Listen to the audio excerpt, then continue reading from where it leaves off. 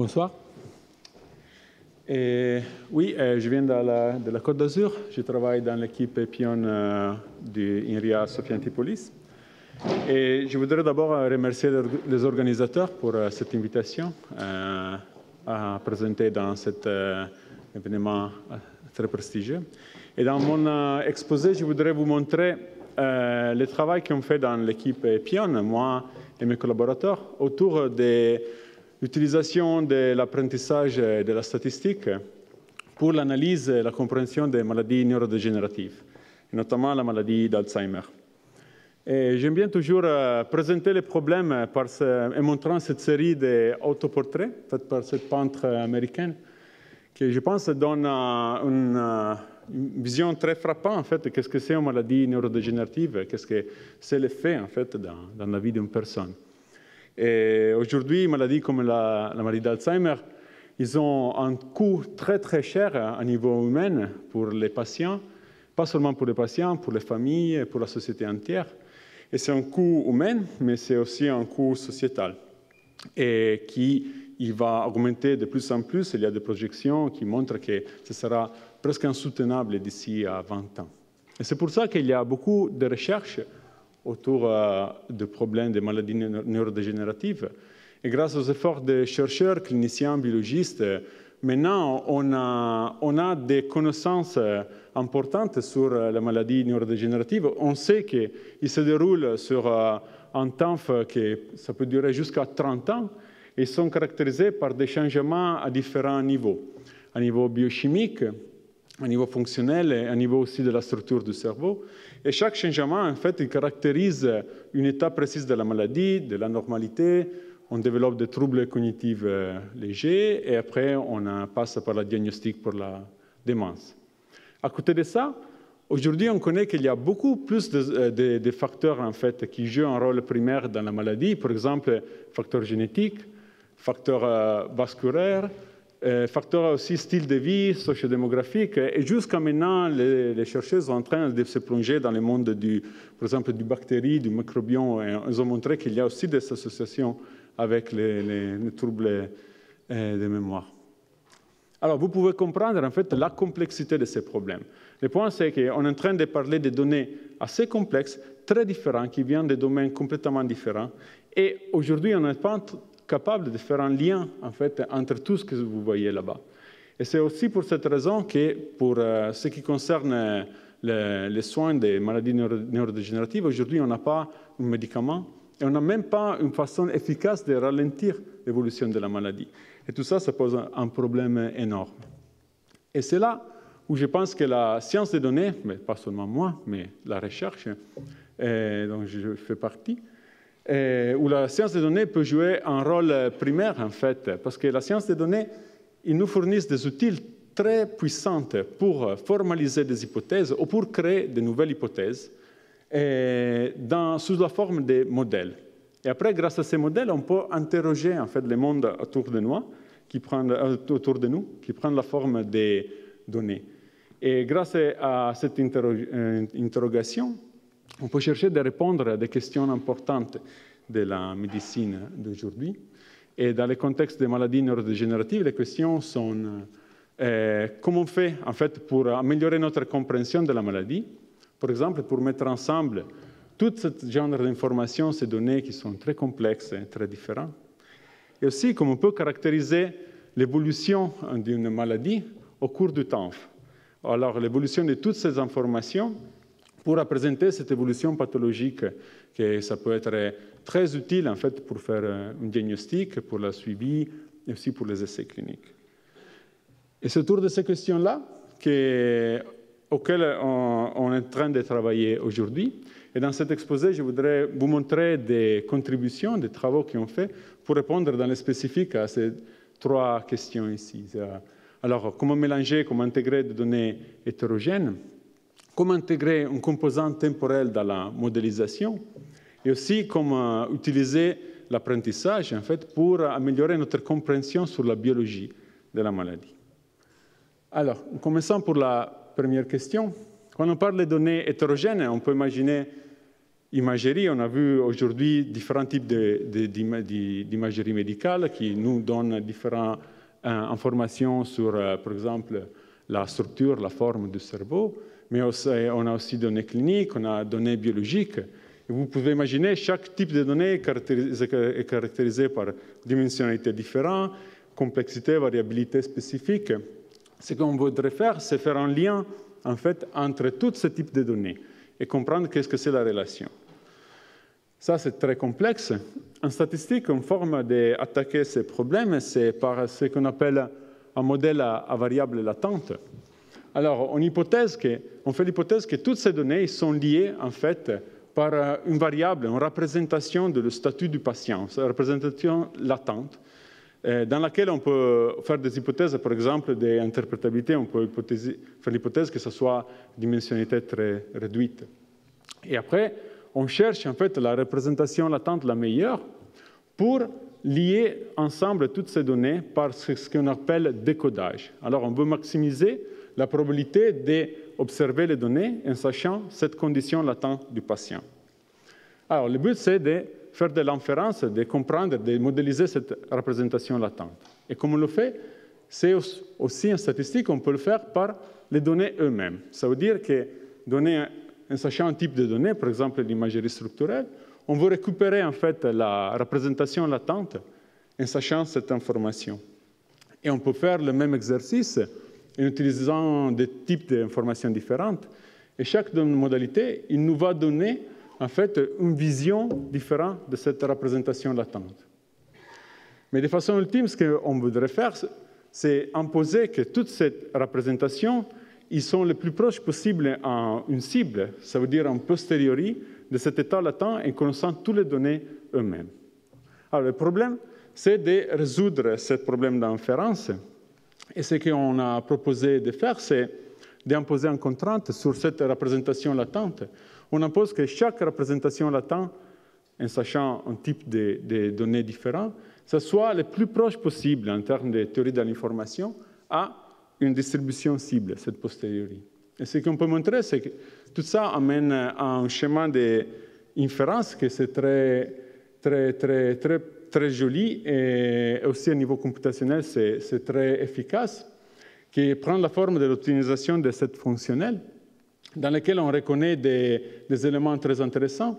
En fait, en optimisant ces fonctionnels, on demande d'identifier une représentation latente d'un type de données, qui à la fois, ils arrivent à expliquer tous les autres types de données conjointement. Et en plus, on obtient un paramètre que c'est une régularisation. Ça veut dire que cette représentation latente, ça doit être ça doit comporter bien, par exemple, que ce soit le plus proche possible un a priori, sur lequel on peut imposer un contrainte de parcimonie pour avoir une interprétabilité majeure. Et ici, vous voyez qu'est-ce qui se passe quand on entraîne ce type de modèle sur des données complexes, sur de différents patients, données d'imagerie, données cliniques, sociodémographiques.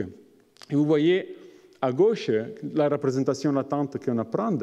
Et même si le modèle il était agnostique en fait, de la diagnose, vous pouvez voir que dans la représentation latente, on a un bel gradient en fait, qui représente tous les états cliniques qui sont appris automatiquement par le modèle.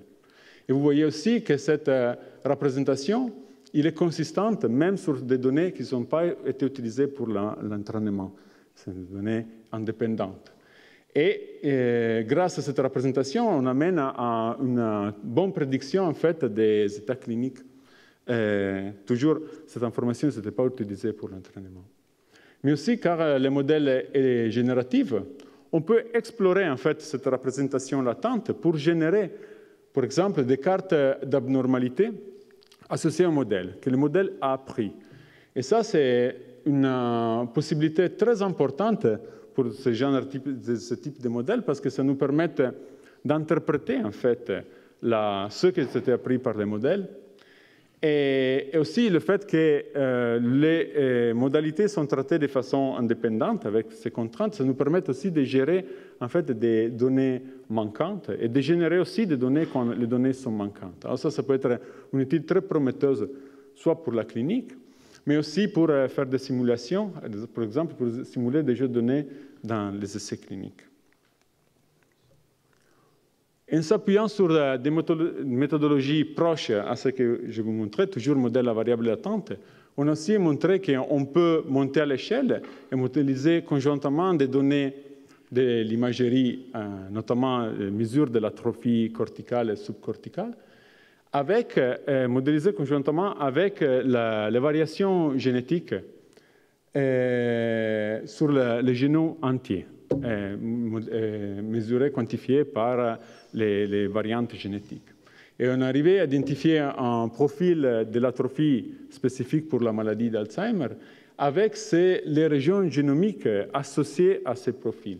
Et grâce à l'interaction avec biostatisticiens et génétistes, on est arrivé, en fait, en partant de cette représentation, cette région génétique qui ont été ciblées par les modèles, on est arrivé à identifier un gène, TRIP3, qui en fait s'est révélé prometteur en fait, pour expliquer des mécanismes importants pour la maladie, notamment un mécanisme lié à la mort des neurones et aussi à la production de la protéine toxique à bêta-amyloïde.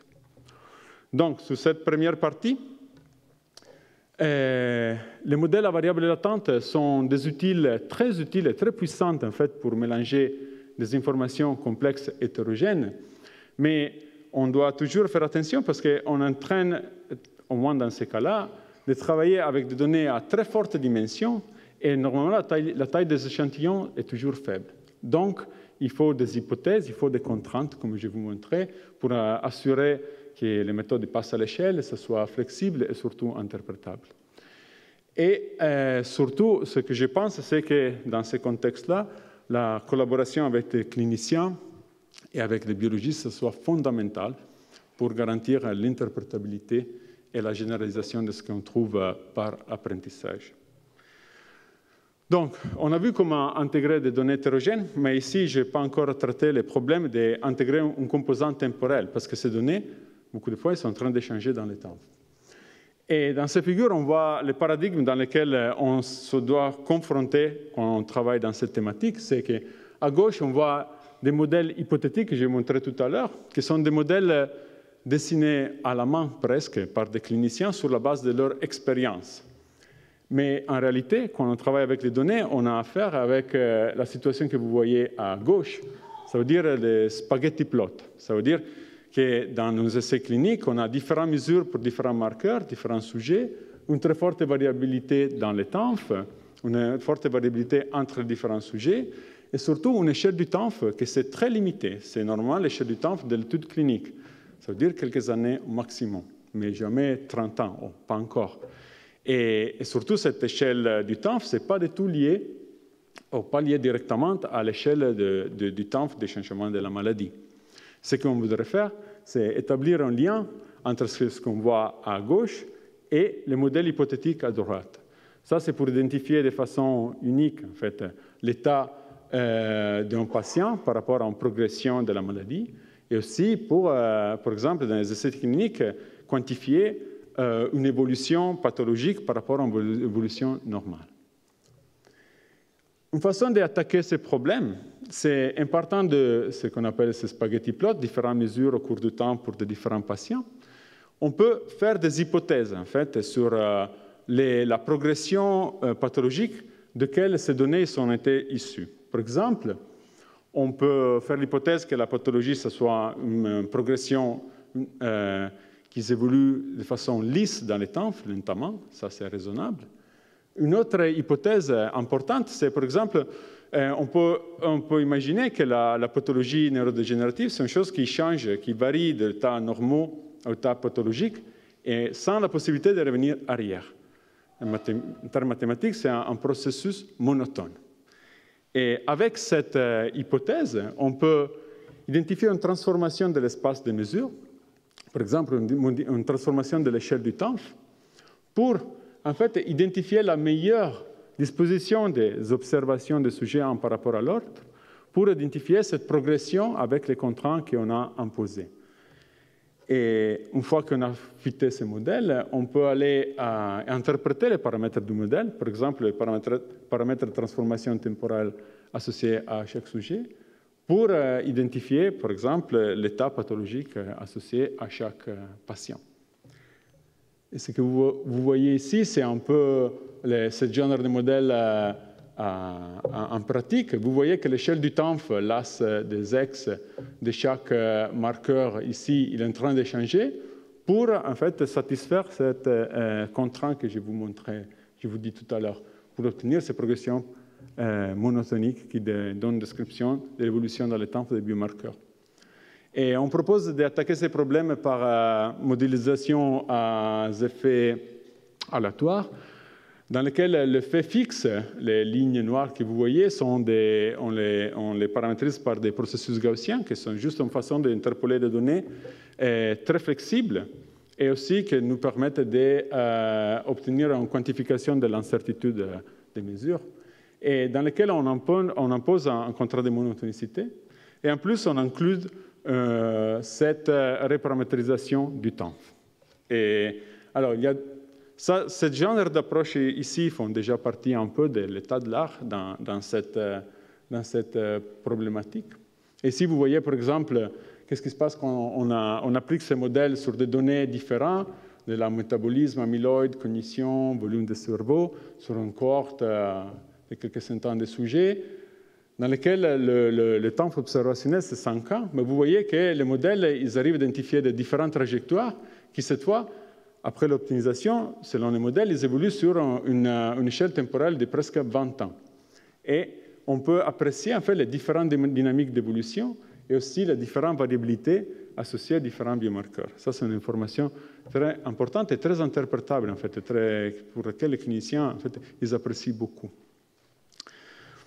Mais on peut demander plus, en fait. Comme on fait aussi, on a travaillé avec des valeurs scalaires, des chiffres, mais on aimerait bien monter, en fait, l'échelle et modéliser des images entières. Comment faire pour donner une description complète de l'évolution au cours du temps dans des données très complexes pour avoir une description compréhensive, en fait, à l'échelle plus fine de la maladie.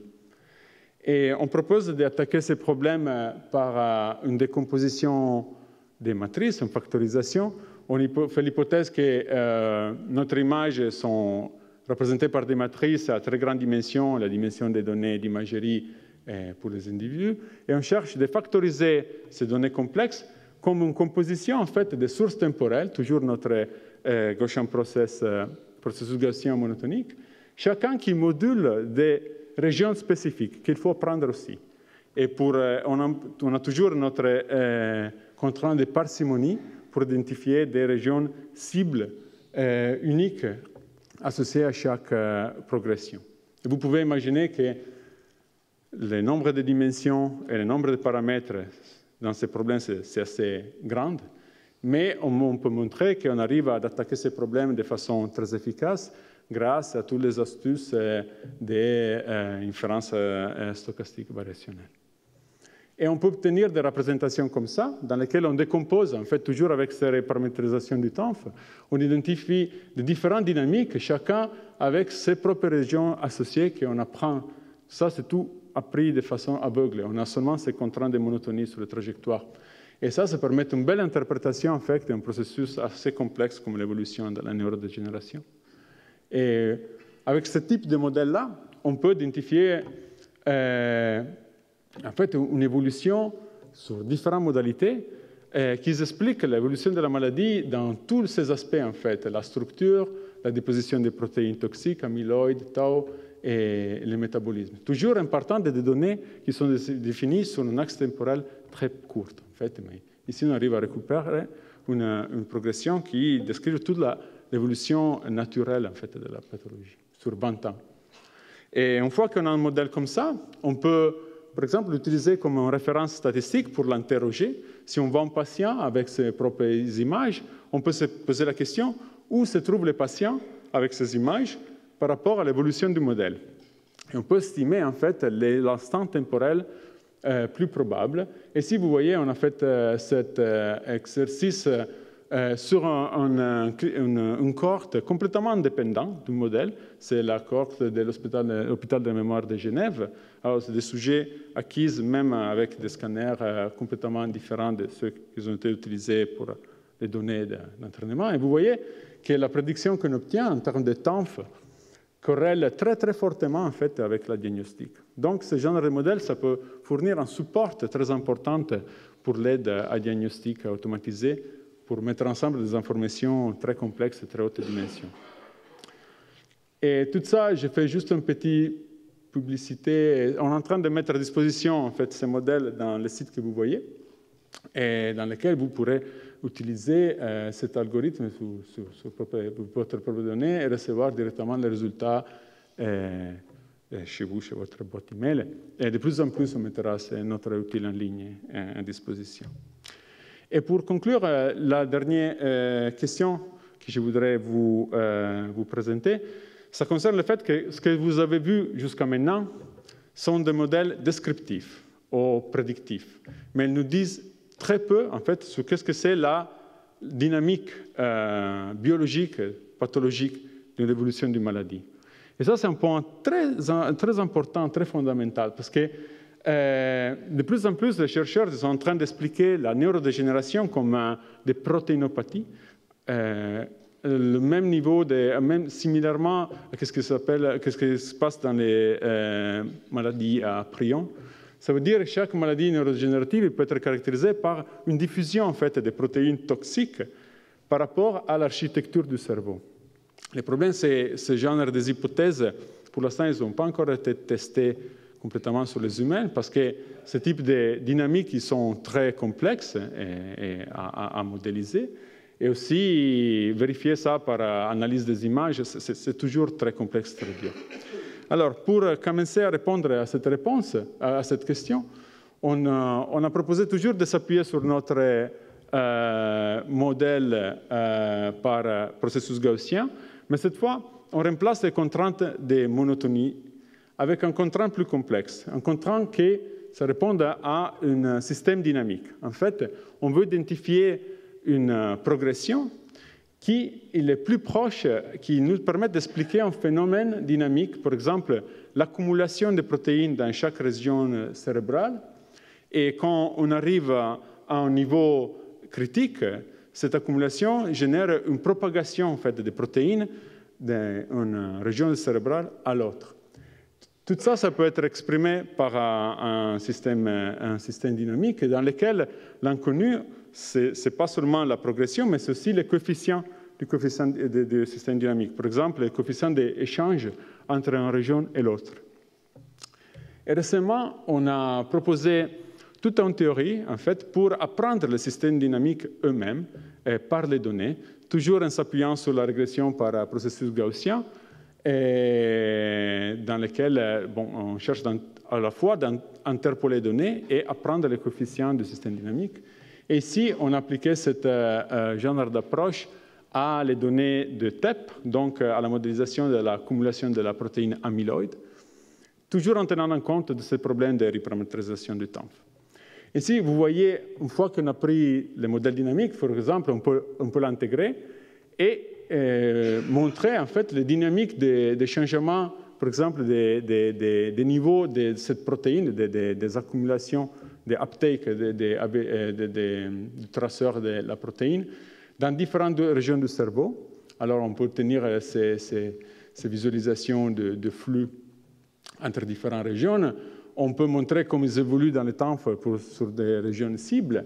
Et on peut aussi montrer comment ces coefficients de propagation ils évoluent au cours du temps, pour montrer en fait tous les aspects de la dynamique d'une pathologie au cours de 20 ans qu'on arrive à modéliser.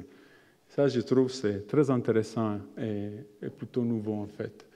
Mais aussi, car on a un système dynamique, on peut le personnaliser, on peut partir des mesures d'un patient comme condition initiale, et après on peut évoluer le système par rapport à les dynamiques qu'on a prises, en tenant en compte aussi de la variabilité des mesures qu'on a quantifiées.